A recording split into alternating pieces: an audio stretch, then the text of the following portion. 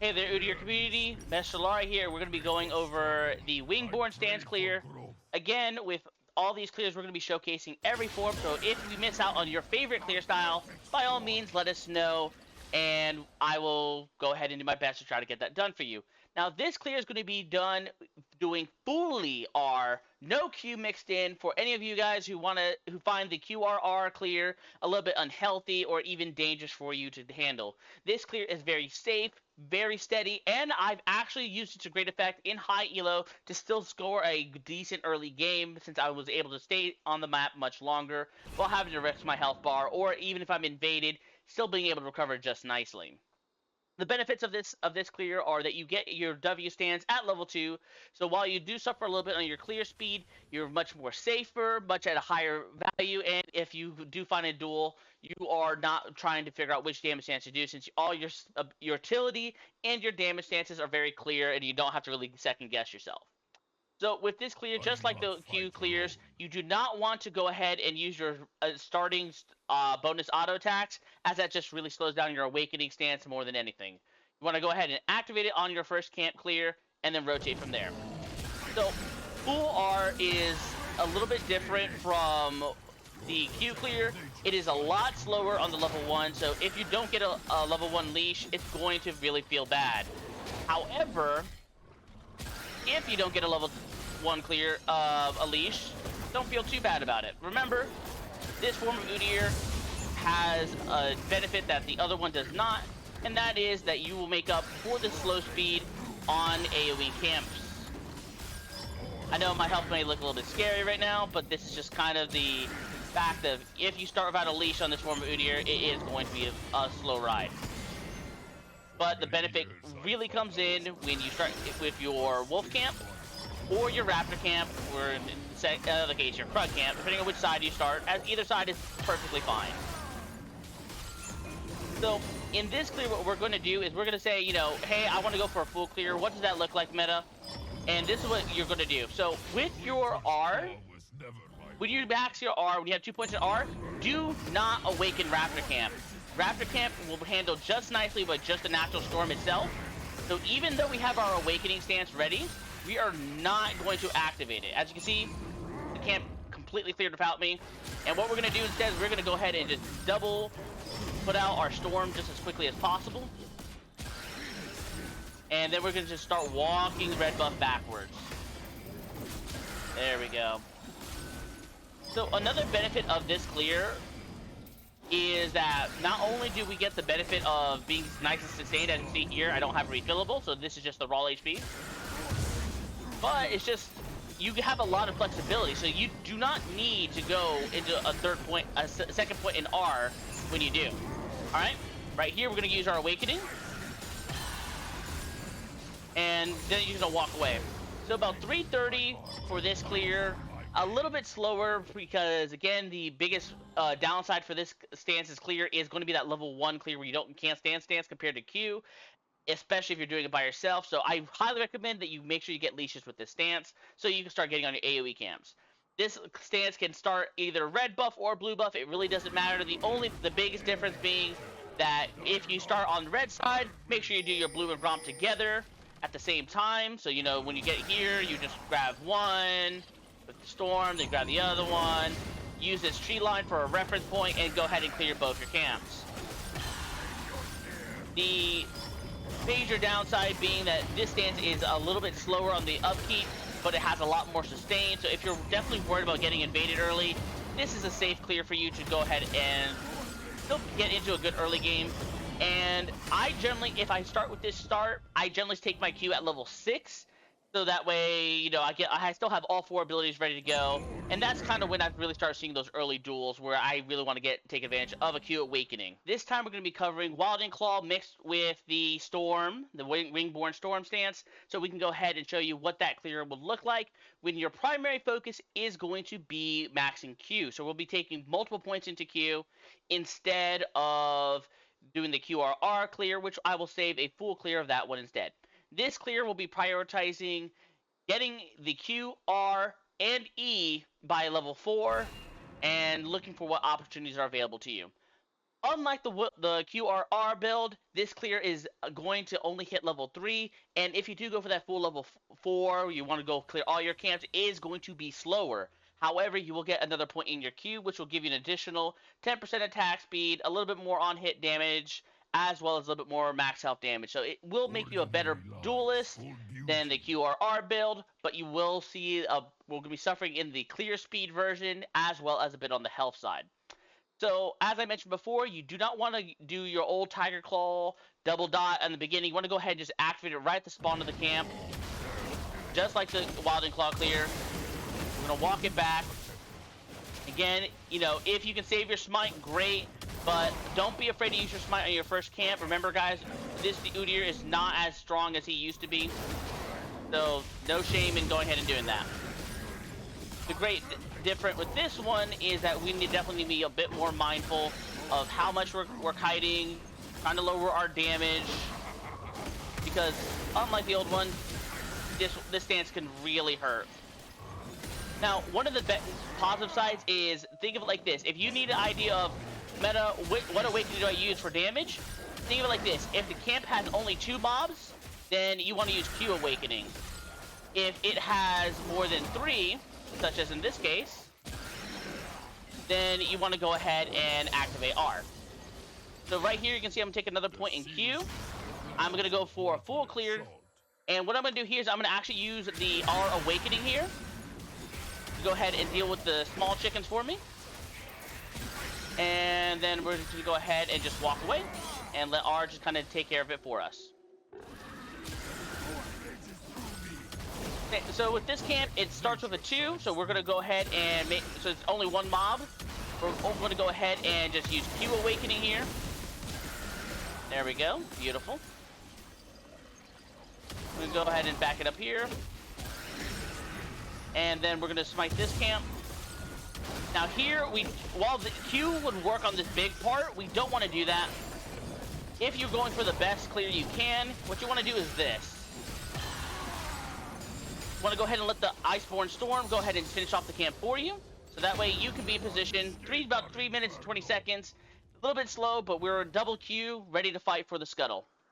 So the advantages of this clear is if you feel like you are going to absolutely have no invades, you don't think you'll be invaded, you can definitely go this clear. You'll get, as you saw, while the Wild and Claw by itself got about 3 minutes and 15 seconds on the scuttle. This one gets to get on the scuttle at 320. Level 4 in a very strong position. The downside is if you get invaded, you're going to find a really hard time to recover because without your W stance, you don't have any sustain. And as you while you see my health is in a nice spot, that's because I had to smite, as well as, acknowledging that, hey, I'm doing really well on kiting. So you're going to have to put a lot more effort into the kiting, which will make it a bit more macro and micro intensive for you, since you'll have to be paying attention to that health bar. However, I do think that this is also a very sufficient clear. If you get very comfortable, just all it really requires you is just spacing out those 1-2 auto attacks and going from there. And this lesson will be covering the Wild and Claw stance. So with this claw stance, while it is the new version of our Q, our Tiger stance, it functions a lot differently, and you're going to have to kill some of your old habits to get the maximum value. First thing first, this stance does not do well on full clears, especially if you do not take a point in R. Your primary best clear will be going ahead and doing a 4 camp clear, or even a 3 camp clear into a gank.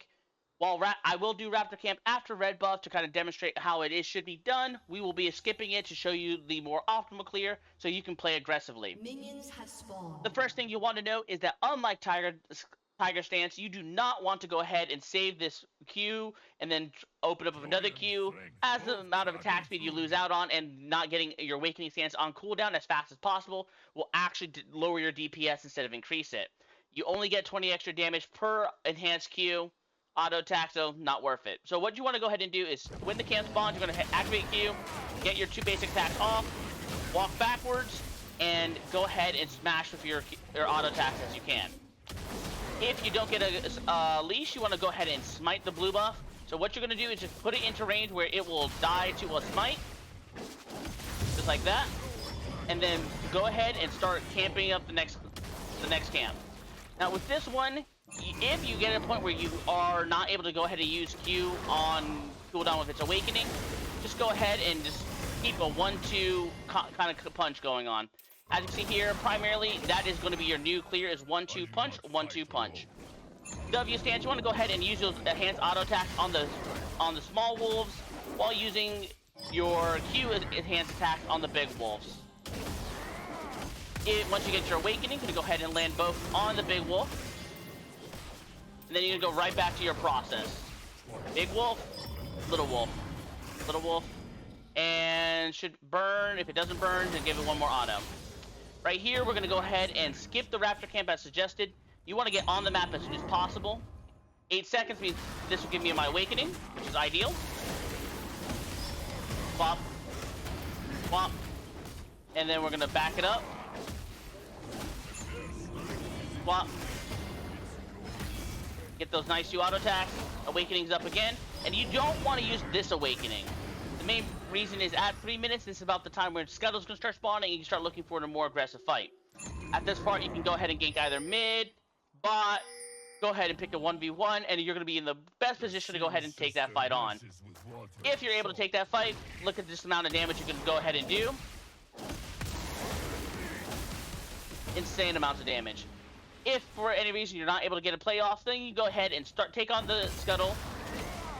Again, just open up E into Q. Again, do not use your awakening. Like, that is the biggest thing. With Scuttles, they die very quickly. Don't bother with awakening stance. Just go ahead and get into them. Now, if you're forced to do raptor camps, even though I have red buff, it's going to be the same principle. The same principle with wolf camp.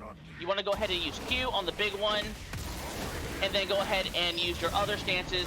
Primarily, to attack, proc the talisman burn. Easy enough. Hiding back, going back to where we're going. And again, if you're thinking about to gank, you want to go ahead and save that awakening stance. That goes ahead and covers Wilding Claw. Alright, last but not least, the fastest clear of any clear that Udyr is capable of, the QRR mixed hybrid style of Udyr clear. This style focuses primarily on using Q to take care of the single target camps, and then swapping over into a level 2 points in R to go ahead and take care of the AoE camps fast and quick. Now, the best benefit of this clear is it is the fastest clear that Udyr is capable of, with times as low as 308 leashless. So you're definitely going to be averaging about 315 clear with almost any other kind of leash in the game. The biggest downside of this clear is going to be that you are extremely vulnerable. If you think you're going to get invaded, this stance is low on health and very vulnerable in between awakening stances, leaving you extremely susceptible to ganks. So if you're going this stance, make sure you start a ward to defend your opposite side, and be ready to go ahead and start the clear.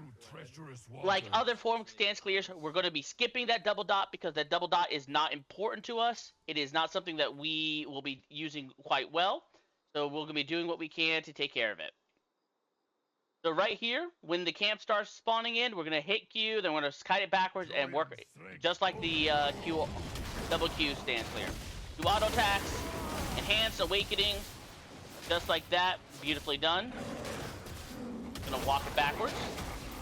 If you don't get a leash, especially with Q start, don't be afraid to go ahead and give it a good smite. Alright.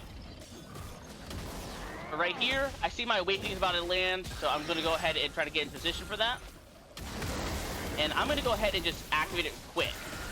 Now, the reason I'm doing that is it may not look like a big benefit, but think of it like this.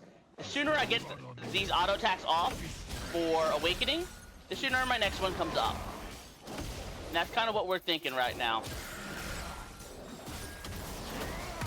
Alright, we're going to go ahead and activate it here. Now, while the R1 would be more beneficial, we're just focusing on clear speed right here. If you're going this clear, you want clear speed as fast as possible. So right here, sometimes unfortunately you really want to be careful how you position this one. Those big chickens can get in the way, well, the little chickens. Again, you don't really focus on the mini camps that much. And there, I'm really using the R as just, start the camp earlier, get the damage out. This is perfectly fine on this hang. And boom, boom. Alright, we're going to go ahead and start the smite here. And for this camp, you want to go ahead and use your awakening on the mini Krug. So after this clear, you're gonna go ahead and use it. So 2, 3, and at this point, go ahead and give it. And then from there, this Ice Storm will finish it off. So about a 315 for me there. Not the best clear, but it's honestly, this clear is still going to be one of the most efficient for you to run. The main thing you want to go ahead and do is make sure that you're using this when you want the fastest clear, and it's also a really great early game just to really build up your tempo and snowball. The biggest weakness being that slow early game clear. And if you want to see my best clear at this, I have a 314 that was done pre-buff on the PvE, which you can go ahead and check out on my channel. It was my last video. If you guys are looking for more videos like this, or most importantly, if you guys want to know what kind of masteries you want to take into your league matches, you can see the ones I'm taking right now into my games, both in Tiger form and Phoenix form. These are the runes I run, which are going to be Conquer, Triumph, Legend Tenacity, Last Stand, and Magical Footwear and Approach Velocity. Interesting thoughts. If you guys want to see a full video of that, let me know in the comments below, and we'll catch you guys on the next one. Chowder!